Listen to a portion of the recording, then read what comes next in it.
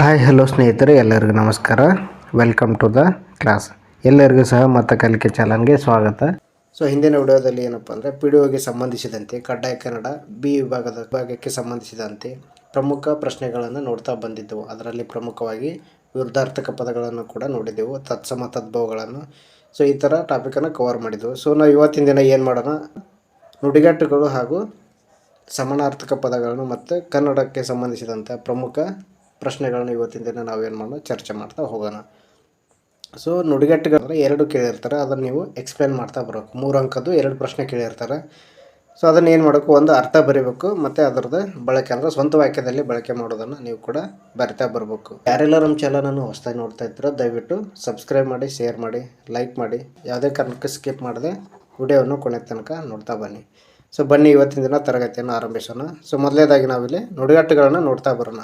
So ನುಡಿಗಟ್ಟಕ್ಕೆ ಇನ್ನೊಂದು ಹೆಸರು ಏನಂತ ಕರೀತಾರಪ್ಪ ಅಂದರೆ ಪಡೆ ನುಡಿ ಅಂತಲೂ ಕೂಡ ಕರೀತಾರೆ. ಏನಂತಾರೆ ನಿಮಗೆಲ್ಲರಿಗೂ ಗೊತ್ತಿರೋ ಹಾಗೆ ಏನಂತಾರೆ, ಪಡೆ ನುಡಿ ಅಂತಲೂ ಕೂಡ ಕರೀತಾರೆ. ನೀವು ಇಲ್ಲಿ ಏನು ಮಾಡಬೇಕು, ಅವ್ರು ಕೊಟ್ಟಿರ್ತಾರೆ, ಅದಕ್ಕೆ ಅರ್ಥ ಬರೀಬೇಕು. ಸೊ ಆ ನಂತರ ಅದನ್ನ ಏನು ಮಾಡ್ಬೇಕು, ನೀವು ಅದು ಸ್ವಂತ ವಾಕ್ಯದಲ್ಲಿ ಬಳಕೆ ಮಾಡಬೇಕು. ಸೊ ಇದರ ಒಳಾರ್ಥವನ್ನು ನೀವೇನು ಮಾಡಬೇಕು, ಸೊ ಬರಿತಾ ಬರಬೇಕಾಗತ್ತೆ. ಇಲ್ಲಿ ಅಂದರೆ ಮೂಗು ತುರಿಸು ಇದರ ಅರ್ಥ ಏನು. ಸೊ ಮೂಗು ತುರಿಸು ಇದರ ಅರ್ಥ ಏನಪ್ಪ ಅಂದರೆ ಎಲ್ಲ ವಿಚಾರದಲ್ಲೂ ತಲೆ ಹಾಕುವಂಥ ಅರ್ಥ ಕೊಡುತ್ತೆ. ಮೂಗು ತುರಿಸು ಅಂದರೆ ಎಲ್ಲ ವಿಚಾರದಲ್ಲೂ ತಲೆ ಹಾಕೋದು.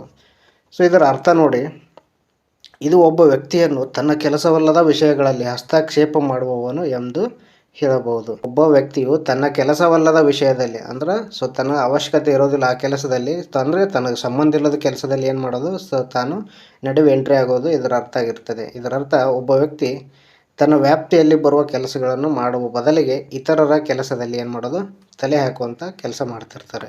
ಸೊ ಅಂದರೆ ಅದಕ್ಕೆ ಯಾವುದು ಕೆಲಸ ಇರುತ್ತಲ್ಲ ಆ ಕೆಲಸಕ್ಕೆ ಸಂಬಂಧ ಇಲ್ಲದ ವ್ಯಕ್ತಿ ಅಂದರೆ 3ನೇ ವ್ಯಕ್ತಿ ಬಂದು ಸೊ ಎಂಟ್ರಿ ಆಗೋದನ್ನು ಏನಂತ ಕರೀತಾರೆ, ಮೂಗು ತುರುಷು ಅಂತಲೂ ಕೂಡ ಕರೀತಾರೆ. ಸೊ ಇದು ನೋಡ್ರಿ, ಇದ್ರ ಬಳಕೆ ಯಾವ ಥರ ಮಾಡ್ಬೋದಪ್ಪ ಅಂದರೆ, ಯಾರಾದರೂ ತಮ್ಮ ಕೆಲಸವಲ್ಲದ ವಿಷಯದಲ್ಲಿ ಏನು ಮಾಡೋದು, ಇತರರ ವ್ಯವಹಾರಗಳಲ್ಲಿ ಅನಗತ್ಯವಾಗಿ ತಲೆ ಹಾಕುವುದು, ಅವರನ್ನು ಅಪಹಾಸ್ಯ ಮಾಡಲು ಸೊ ಬಳಸುವಂಥದ್ದಾಗಿರ್ತದೆ ಇದು. ಸೊ ಇನ್ನೊಬ್ಬರಿಗೆ ಅವಮಾನ ಮಾಡುವುದಾಗಿರ್ತಲ್ಲ ಎಂಟ್ರಿ ಆಗಿ. ಸೊ ಅದಕ್ಕೆ ಏನಂತ ಕೂಡ ಕರೀತಾರೆ, ಮೂಗು ತುರುಷು ಅಂತ. ಅಂದ್ರೆ ನಿಮ್ಮ ಆಡು ಭಾಷೆಯಲ್ಲಿ ಇದನ್ನು ಸ್ವಂತ ವಾಕ್ಯದಲ್ಲಿ ಬರಿತಾ ಬರ್ಬೇಕು ನೀವು ಇಲ್ಲಿ. ಸೊ ಅರ್ಥ ಆಯ್ತು ಅನ್ಕೊತೀನಿ. ನೆಕ್ಸ್ಟ್ ಭೂಮಿ ತೂಕದ ಮನುಷ್ಯ. ಸೊ ಎರಡನೇದು ಯಾವುದಪ್ಪ ಅಂದರೆ ಭೂಮಿ ತೂಕದ ಮನುಷ್ಯ. ಭೂಮಿ ತೂಕದ ಮನುಷ್ಯ ಅಂದರೆ ತಾಳ್ಮೆಯ ಮನುಷ್ಯ ಅಂತಲೂ ಕೂಡ ಕರೀತಾರೆ. ಸೊ ಇದರ ಅರ್ಥ ನೋಡ್ರಿ, ಭೂಮಿ ತೂಕದ ಮನುಷ್ಯ ಎಂಬ ನುಡಿಗಟ್ಟು ಸಾಮಾನ್ಯವಾಗಿ ಒಬ್ಬ ವ್ಯಕ್ತಿಯ ತಾಳ್ಮೆ ಮತ್ತು ಸಹನೆಯನ್ನು ವ್ಯಕ್ತಪಡಿಸಲು ಬಳಸುವಂಥದ್ದು. ಸೊ ಇನ್ನಷ್ಟು ಅರ್ಥ ದೀರ್ಘವಾಗಿ ನೋಡೋದಾದರೆ, ಈ ನುಡಿಗಟ್ಟು ಭೂಮಿಯಷ್ಟು ಭಾರವಾದ ವ್ಯಕ್ತಿ ಅಂತ ಅರ್ಥವಲ್ಲ, ಬದಲಾಗಿ ಯಾವುದೇ ಪರಿಸ್ಥಿತಿಯಲ್ಲೂ ತಾಳ್ಮೆಯಿಂದಿರುವ, ಸಹನೆಯಿಂದಿರುವ ಮತ್ತು ವ್ಯಕ್ತಿಯನ್ನು ಸೂಚಿಸುತ್ತದೆ. ಏನನ್ನು ಸೂಚಿಸುತ್ತದೆ, ಯಾವುದೇ ಪರಿಸ್ಥಿತಿಯಲ್ಲೂ ತಾಳ್ಮೆಯಿಂದಿರುವ, ಸಹನೆಯಿಂದ ಇರುವ ವ್ಯಕ್ತಿಯನ್ನು ಸೂಚಿಸುತ್ತದೆ. ಅಂದರೆ ಯಾವುದೇ ಸಮಸ್ಯೆ ಕಷ್ಟ ಬಂದರೂ ಕೂಡ ಸಮತೋಲನವನ್ನು ಕಳೆದುಕೊಳ್ಳದ ವ್ಯಕ್ತಿಯನ್ನು ಏನಂತ ಕರಿಬೋದು, ಇಲ್ಲಿ ಭೂಮಿ ತೂಕದ ಮನುಷ್ಯ ಅಂತಲೂ ಕೂಡ ನಾವಿಲ್ಲಿ ಕರಿತಾ ಬರ್ಬೋದು. ಸೊ ನೀವು ಕಾಂಪಿಟೇಟಿವ್ ಎಕ್ಸಾಮ್ ಬಂದಿರಂದ್ರೂ ಕೂಡ ಅದು ಸಂಬಂಧಿಸಿದಂಥ ಭೂಮಿ ತೂಕದ ಮನುಷ್ಯ ಅಂದ್ರೆ ತಾಳ್ಮೆಯಿಂದಿರುವ ಮನುಷ್ಯ ಆಯ್ತಲ್ಲ. ಸೊ ನಿಮಗೆ ಭಾಳ ಸೂಕ್ತವಾಗಿರುವಂಥದ್ದು. ಸೊ ನೀವು ಏನು ಮಾಡಬೇಕು, ತಾಳ್ಮೆಯನ್ನು ಕಾಯ್ದುಕೊಳ್ಬೇಕಾಗುತ್ತದೆ. ಸೊ ನೆಕ್ಸ್ಟ್ ಇದು ಸ್ವಂತ ವಾಕ್ಯದಲ್ಲಿ ನೀವು ಆಡು ಭಾಷೆಯಲ್ಲಿ ಬರೆಯೋದಾದರೆ ಸೊ 1-2 ಲೈನ್ ಹೇಳ್ತೀನಿ ನೋಡಿಲಿ. ಈ ನುಡಿಗಟ್ಟನ್ನು ಸಾಮಾನ್ಯವಾಗಿ ಒಬ್ಬ ವ್ಯಕ್ತಿಯನ್ನು ಹೊಗಳಲು ಬಳಸ್ತಾರೆ. ಸೊ ಯಾವುದಕ್ಕೆ ಬಳಸ್ತಾರೆ, ಒಬ್ಬ ವ್ಯಕ್ತಿಯನ್ನು ಹೊಗಳಲು ಅಥವಾ ಅವನ ಸ್ವಭಾವವನ್ನು ಕುರಿತು ಹೇಳುವುದು. ಭೂಮಿ ತೂಕದ ಮನುಷ್ಯ ಆಗಿರ್ಬೇಕಂದ್ರೆ ಅಂಥ ಗುಣಗಳನ್ನು ಅವನು ಹೊಂದಿದ್ರೆ ಮಾತ್ರ ಏನಂತ ಕರಿತೀವಿ, ಭೂಮಿ ತೂಕದ ಮನುಷ್ಯ ಅಂತಲೇ ಕರಿತಾ ಬರ್ತೀವಿ. ಸೊ ಈ ಥರ ಏನು ಮಾಡಿರಿ, ನೀವು ಸಾಮಾನ್ಯವಾಗಿ ಸ್ವಂತ ವಾಕ್ಯದಲ್ಲಿ ಬರಿತಾ ಬನ್ನಿ ಇದನ್ನು. ನೆಕ್ಸ್ಟ್ ಅದೇ ರೀತಿ ನಾಲಿಗೆ ಉದ್ದ ಮಾಡು. ಸೊ 3ನೇದು ಯಾವುದು, ನಾಲಿಗೆ ಉದ್ದ ಮಾಡು. ಸೊ ನಾಲಿಗೆ ಉದ್ದ ಮಾಡು ಅಂದ್ರೆ ಅತಿಯಾಗಿ ಮಾತನಾಡೋದಾಗಿರುತ್ತೆ. ಸೊ ಇಲ್ಲಿ ನೋಡಿ, ಇಲ್ಲಿ ನಾಲಿಗೆ ಉದ್ದ ಮಾಡು ಎಂಬ ನುಡಿಗಟ್ಟು ಕನ್ನಡದಲ್ಲಿ ಬಹಳ ಸಾಮಾನ್ಯವಾಗಿ ಬಳಸ್ತಾರೆ. ಇದರ ಅರ್ಥ ನೋಡಿಲಿ, ಅತಿಯಾದ ಮಾತು. ಒಬ್ಬ ವ್ಯಕ್ತಿ ತನ್ನಿಂದ ತಾನೇ ಅಗತ್ಯಕ್ಕಿಂತ ಹೆಚ್ಚು ಮಾತನಾಡುತ್ತಿದ್ದಾನೆ ಎಂದು ಸೂಚಿಸುತ್ತದೆ. ಇದರ ಅರ್ಥ ಇನ್ನೊಂದು ಏನು ಅರ್ಥ ಆಗ್ಬೋದು, ಒಬ್ಬ ವ್ಯಕ್ತಿ ತನ್ನಿಂದ ತಾನೇ ಅಗತ್ಯಕ್ಕಿಂತ ಹೆಚ್ಚು ಮಾತನಾಡುತ್ತಿದ್ದಾನೆ ಎಂದು ಸೂಚಿಸುವುದು ನಾಲಿಗೆ ಉದ್ದ ಮಾಡುವ ಅರ್ಥವನ್ನು ಕೊಡ್ತಾ ಬರುತ್ತದೆ. ಸೊ ಅನಗತ್ಯವಾದ ಮಾತು, ಒಬ್ಬ ವ್ಯಕ್ತಿ ಪ್ರಸ್ತುತ ಸಂದರ್ಭದಲ್ಲಿ ಸೊ ಅವನಿಗೆ ಅಗತ್ಯ ಎಷ್ಟಿರುತ್ತೋ ಅದಕ್ಕಿಂತ ಹೆಚ್ಚಿಗೆ ಮಾತನಾಡೋದನ್ನು ಇಲ್ಲಿ ಏನು ಮಾಡುತ್ತಾ ಕರಿತಾ ಬರ್ಬೋದು. ಮಾತುಗಳನ್ನು ನಿಯಂತ್ರಿಸಲು ತನ್ನ ಮಾತುಗಳನ್ನು ನಿಯಂತ್ರಿಸಿಕೊಳ್ಳಬೇಕು ಎಂಬುದನ್ನು ಸೂಚಿಸುತ್ತದೆ. ಸೊ ಸ್ವಂತ ವಾಕ್ಯದಲ್ಲಿ ಬರೀಬೇಕಂದ್ರೆ, ಯಾರಾದರೂ ನಿರಂತರವಾಗಿ ಮಾತನಾಡುತ್ತಿದ್ದರೆ ಮತ್ತು ಇತರರ ಮಾತನ್ನು ಕೇಳದಿದ್ದರೆ, ಉದಾಹರಣೆಗೆ ಅವನು ಯಾವಾಗಲೂ ತನ್ನ ಬಗ್ಗೆಯೇ ಮಾತನಾಡುತ್ತಾನೆ, ನಾಲಿಗೆ ಉದ್ದ ಮಾಡುತ್ತಾನೆ. ಯಾರಾದರೂ ಗಾಸಿಪ್ ಮಾಡುತ್ತಿದ್ದರೆ ಅಥವಾ ಇತರರ ಬಗ್ಗೆ ಅನಗತ್ಯವಾಗಿ ಏನು ಮಾಡ್ತಾನೆ, ಸೊ ಮಾತುಗಳನ್ನ ಆಡ್ತಾ ಇರ್ತಾನೆ.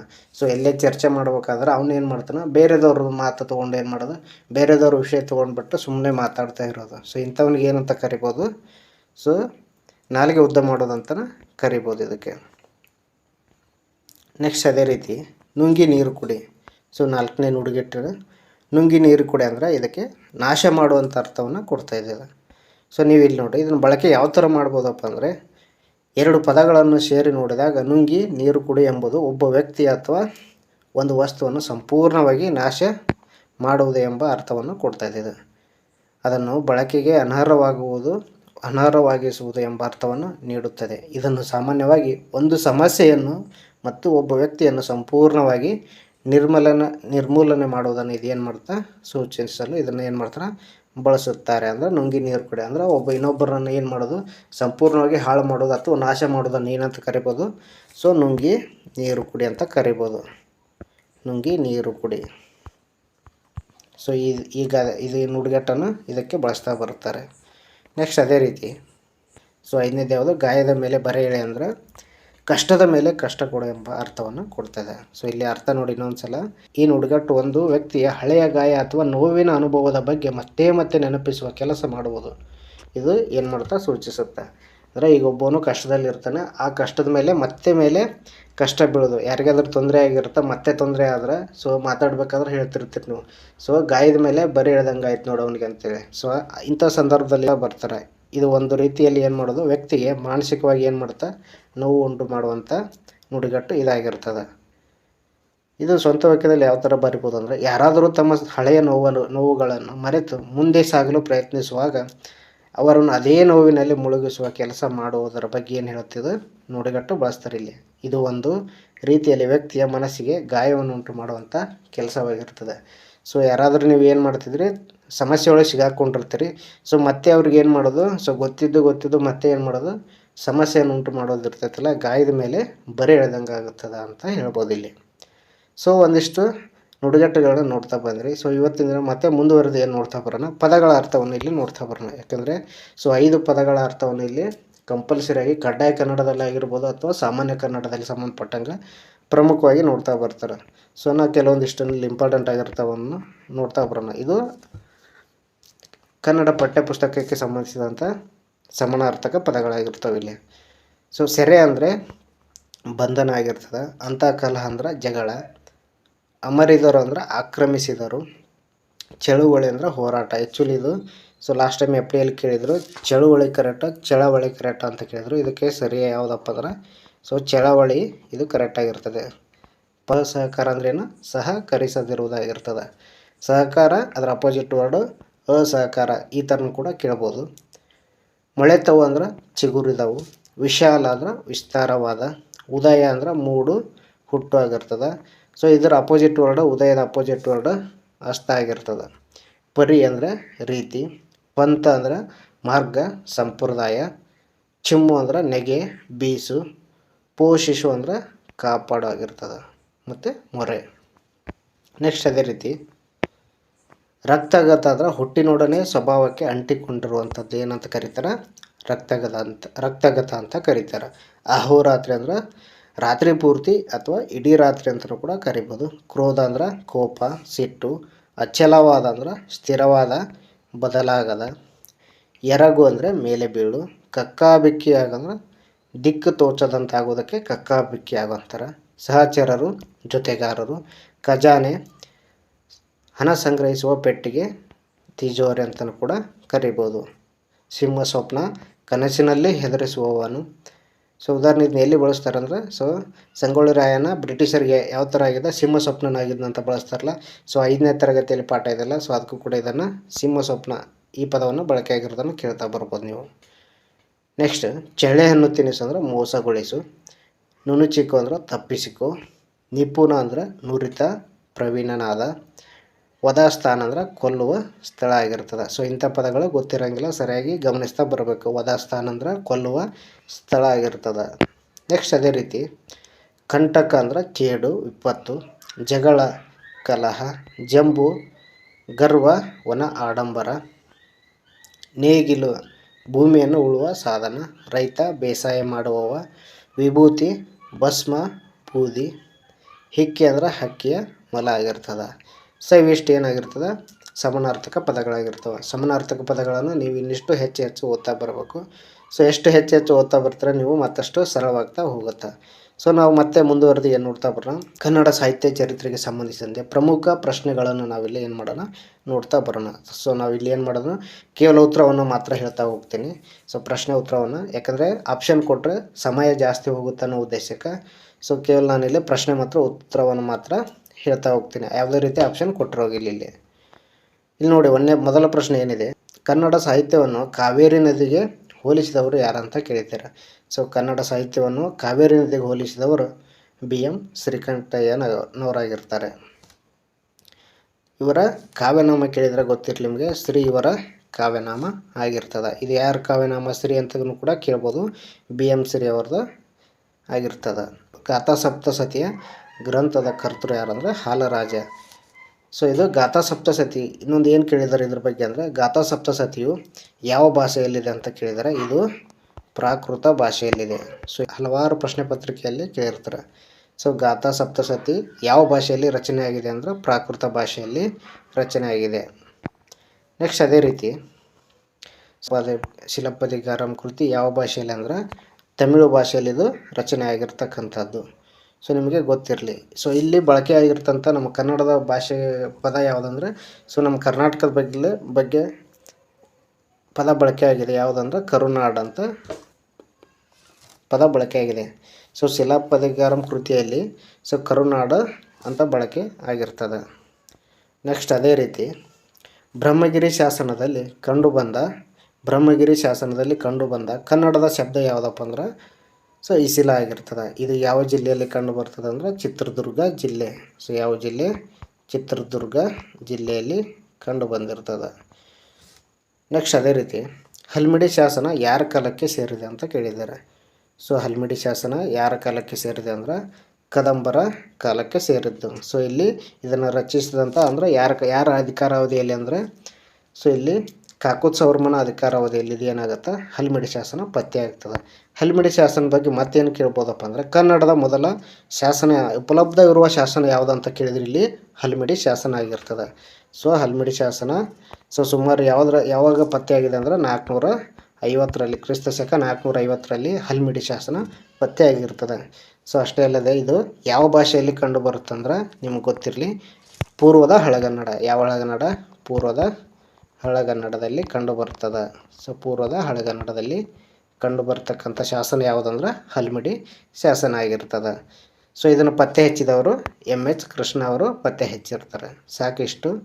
ನೆಕ್ಸ್ಟ್ ಅದೇ ರೀತಿ ಮುಂದಿನದಾಗಿ ಯಾವ್ದು ನೋಡೋಣ, ಬಾದಾಮಿ ಶಾಸನದ ಕಾಲ ಯಾವುದು ಅಂತ ಕೇಳಿದ್ದಾರೆ. ಬಾದಾಮಿ ಶಾಸನದ ಕಾಲ ಕ್ರಿಸ್ತಶಕ 700ರಲ್ಲಿ ಪತ್ತೆಯಾಗಿರ್ತದೆ. ಸೊ ಇದಕ್ಕೆ ಇನ್ನೊಂದು ಹೆಸರಿದೆ. ಏನಿದೆ ಹೆಸರಪ್ಪ ಅಂದ್ರೆ ಕಪ್ಪೆ ಅರಭಟ್ಟನ ಶಾಸನ ಅಂತಲೂ ಕೂಡ ಕರೀತಾರೆ. ಯಾವುದು? ಕಪ್ಪೆ ಅರಭಟ್ಟನ ಶಾಸನ. ಸೊ ಇದಕ್ಕೆ ಕರಿತಾ ಬರ್ತಾರೆ. ಸೊ ಮತ್ತು ಇದ್ರ ಬಾದಾಮಿ ಶಾಸನದ ಕುರಿತು ಮತ್ತೆ ಏನೋ ಪ್ರಶ್ನೆ ಬರ್ಬೋದಪ್ಪ ಅಂದರೆ ಸೊ ಕನ್ನಡದಲ್ಲಿ ಕಂಡು ಬಂದ ಮೊದಲ ತ್ರಿಪದಿ ಶಾಸನ ಯಾವುದು ಅಂತ ಕೇಳಿದ್ರೆ ಕೂಡ ಈ ಬಾದಾಮಿ ಶಾಸನ ಆಗಿರ್ತದೆ. ಸೊ ಇದು ಬಾಗಲಕೋಟೆ ಡಿಸ್ಟಿಕ್ಕು ಬಾದಾಮಿಯಲ್ಲಿ ಕಂಡು ಬಂದ ಶಾಸನ ಆಗಿರ್ತದೆ. ಸೊ ಇದ್ರ ಬಗ್ಗೆ ಸಾಕಷ್ಟು ಸಾರಿ ತ್ರಿಪದಿಗಳ ಶಾಸನ ಯಾವುದು ಅಂತ ಮೊದಲ ಶಾಸನ ಯಾವುದು ಅಂತ ಕೇಳಿದರೆ ಬಾದಾಮಿ ಶಾಸನ ಆಗಿರ್ತದೆ. ಇದು ನೋಡ್ತಾ ಬರೋಣ. ಸೊ 7ನೇ ಪ್ರಶ್ನೆ, ಶಾಸನಗಳನ್ನು ಕನ್ನಡ ಸಾಹಿತ್ಯದ ತಲಕಾವೇರಿ ಅಂತ ಕರೆದವರು ಯಾರು ಅಂತ ಕೇಳಿದರೆ ಇದು ಅನೇಕ ಬಾರಿ ಪ್ರಶ್ನೆ ರಿಪೀಟ್ ಆಗಿರ್ತಕ್ಕಂಥ ಪ್ರಶ್ನೆ ಇದಾಗಿರ್ತದೆ. ಸೊ ಕನ್ನಡ ಸಾಹಿತ್ಯದ ತಲಕಾವೇರಿ ಅಂದರೆ ಶಾಸನಗಳನ್ನು ಕನ್ನಡ ಸಾಹಿತ್ಯದ ತಲಕಾವೇರಿ ಎಂದವರು M ಚಿದಾನಂದ ಮೂರ್ತಿಯವರಾಗಿರ್ತಾರೆ. ಸೊ ನೆಕ್ಸ್ಟ್ ಅದೇ ರೀತಿ ಕವಿರಾಜ ಮಾರ್ಗದ ಕರ್ತೃ ಯಾರು ಅಂತ ಕೇಳಿದರೆ ಕವಿರಾಜ ಮಾರ್ಗದ ಕರ್ತೃ ಶ್ರೀ ವಿಜಯ ಆಗಿರ್ತಾರೆ. ಸೊ ಇದು ಕನ್ನಡದ ಉಪಲಬ್ಧವಾದ ಮೊದಲ ಕೃತಿ ಯಾವುದು ಅಂತ ಕೇಳಿದರೆ ಕವಿರಾಜ ಮಾರ್ಗ ಆಗಿರ್ತದೆ. ಇದು ಅಲಂಕಾರ ಕೃತಿ ಅಂತಲೂ ಕೂಡ ಕೇಳ್ಬೋದು. ಇದು ಕವಿರಾಜ ಮಾರ್ಗನೇ ಆಗಿರ್ತದೆ. ಸೊ ಶ್ರೀ ವಿಜಯ ಯಾರ ಆಸ್ಥಾನದಲ್ಲಿದ್ದರು ಅಂತ ಕೇಳಿದರೆ ನೃಪತುಂಗ. ಸೊ ಯಾರ ಆಸ್ಥಾನದಲ್ಲಿದ್ದರು? ನೃಪತುಂಗನ ಆಸ್ಥಾನದಲ್ಲಿ ಇದ್ದರು. ನೆಕ್ಸ್ಟ್ ಅದೇ ರೀತಿ ಇದು ಯಾವ ಭಾಷೆಯಲ್ಲಿದೆ ಅಂದರೆ ಇದು ಕೂಡ ಪೂರ್ವದ ಹಳೆಗನ್ನಡಕ್ಕೆ ಸಂಬಂಧಿಸಿದಂಥ ಕೃತಿ ಇದಾಗಿದೆ. ಸೈಗೊಟ್ಟ ಶಿವಮಾರನ ಕೃತಿ ಯಾವುದಂದರೆ ಗಜಾಷ್ಟಕ ಆಗಿರ್ತದೆ. ನೆಕ್ಸ್ಟ್ ಅದೇ ರೀತಿ ಎ ಹಿಸ್ಟರಿ ಆಫ್ ಕೆನರೈಸಿಸ್ ಲಿಟ್ರೇಚರ್ ಕೃತಿಯ ಕರ್ತೃ ಯಾರು ಅಂತ ಕೇಳಿದ್ದಾರೆ. ಸೊ ಇದಕ್ಕೆ ಸರಿಯಾದ ಉತ್ತರ ಏನಪ್ಪ ಅಂದ್ರೆ EP ರೈಸ್ ಅವರ ಆಗಿರ್ತಾರೆ.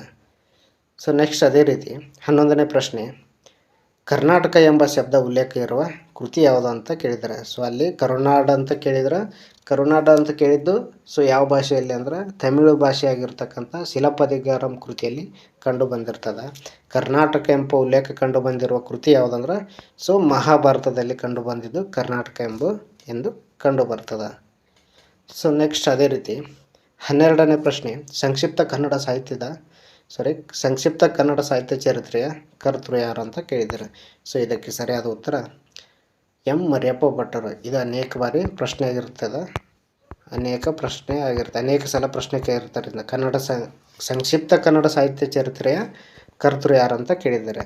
ಸೊ ಬರೀ ಕನ್ನಡ ಸಾಹಿತ್ಯ ಚರಿತ್ರೆಯ ಕರ್ತೃ ಯಾರು ಅಂತ ಕೇಳಿದ್ರೆ ರಂಶ್ರೀ ಮುಗುಳಿ ಆಗಿರ್ತಾರೆ. ಸೊ ನಿಮ್ಗೆ ಗೊತ್ತಿರಲಿ, ಕನ್ನಡ ಸಾಹಿತ್ಯ ಚರಿತ್ರೆ, ಕೇವಲ ಕನ್ನಡ ಸಾಹಿತ್ಯ ಚರಿತ್ರೆ ಅಂತ ಕೇಳಿದರೆ ಸೊ ರಂಶ್ರೀ ಮುಗುಳಿ ಅವರಾಗಿರ್ತಾರೆ. ಸಂಕ್ಷಿಪ್ತ ಕನ್ನಡ ಸಾಹಿತ್ಯ ಚರಿತ್ರೆಯ ಕರ್ತೃ ಯಾರಪ್ಪ ಅಂದರೆ ಮರಿಯಪ್ಪ ಭಟ್ರು ಆಗಿರ್ತಾರೆ. ನೆಕ್ಸ್ಟ್ ಅದೇ ರೀತಿ ಕನ್ನಡದ ರತ್ನತ್ರಯರು ಯಾರು ಅಂತ ಕೇಳಿದ್ದಾರೆ. ಕನ್ನಡದ ರತ್ನತ್ರಯರು ಪಂಪ, ಪೊನ್ನ, ರನ್ನ ಇವರು ಕನ್ನಡದ ರತ್ನತ್ರಯರಾಗಿರ್ತಾರೆ. ಸೊ ಇದು ವೆರಿ ಇಂಪಾರ್ಟೆಂಟ್ ಆಗಿರ್ತಕ್ಕಂಥ ಪ್ರಶ್ನೆ ಇದು ಕೂಡ ಆಗಿರ್ತದೆ. ಕನ್ನಡದ ಕವಿ ಚಕ್ರವರ್ತಿಗಳು ಯಾರು ಅಂತ ಕೇಳಿದ್ದಾರೆ. ನೆಕ್ಸ್ಟ್ ಕನ್ನಡದ ಕವಿ ಚಕ್ರವರ್ತಿಗಳಂದ್ರೆ ಪೊನ್ನ, ರನ್ನ, ಜನ್ನ. ಸೊ ಇಲ್ಲಿಗೆ ನೋಡಿ ವ್ಯತ್ಯಾಸ ನೋಡ್ರಿ. ಇಲ್ಲಿ ಪಂಪ ಇರ್ತಾನೆ, ಸೊ ಪಂಪ ಹೋಗಿ ನೆಕ್ಸ್ಟ್ ಯಾರ್ತಾರೆ ಪೊನ್ನ, ರನ್ನ, ಜನ್ನ ಆಗ್ತಾರೆ. ಸೊ ಇಲ್ಲಿ 3 ಒತ್ತಕ್ಷರ ಏನಿದಾವಲ್ಲ, ಸೊ ಇವನ್ನ ನೆನಪಿಟ್ಕೊಂಡ್ಬಿಟ್ರಿ. ಪೊನ್ನ, ರನ್ನ, ಜನ್ನ ಇವ್ರು ಏನಾಗಿರ್ತಾರೆ, ಕವಿ ಚಕ್ರವರ್ತಿಗಳಾಗಿರ್ತಾರೆ. ಸೊ ಪಂಪ ಮಾತ್ರ ಕವಿ ಚಕ್ರವರ್ತಿಗಳಾಗಿರಲ್ಲ. ಸೊ ರತ್ನತ್ರಯರಲ್ಲಿ ಮೊದಲಿಗರು ಯಾರು ಅಂತಲೂ ಕೂಡ ಹಲವಾರು ಬಾರಿ ಪ್ರಶ್ನೆ ಆಗಿದೆ. ಸೊ ರತ್ನತ್ರಯರಲ್ಲಿ ಮೊದಲಿಗರ ಅಂದರೆ ಪಂಪ ಆಗಿರ್ತಾನೆ. ಸೊ ಇದಕ್ಕೆ ಕೋಡ್ ಏನಂತ ಮಾಡ್ಕೊರ್ಬೇಕಂದ್ರೆ ಪಪ್ಪೋರ ಅಂತ ಕೋಡ್ ಮಾಡ್ಕೋರಿ, ಕೋಡು ಮಾಡ್ಕೋರಿ. ಸೊ ಇಲ್ಲಿ ನೆನ್ಪಿಟ್ಕೋಬೇಕಂದ್ರೆ ಪೊನ್ನ, ರನ್ನ, ಜನ್ನ ಇಲ್ಲೇನೋ ಕೆಳಗೆ ಸೊ ಒತ್ತಕ್ಷರ ಏನಿದೆಯಲ್ಲ, ಸೊ ಇದನ್ನು ಕೂಡ ನೀವು ನೆನ್ಪಿಟ್ಕೋಬೋದು. ಇದು ಏನಂದರೆ ಕವಿ ಚಕ್ರವರ್ತಿಗಳಾಗಿರ್ತಾರೆ.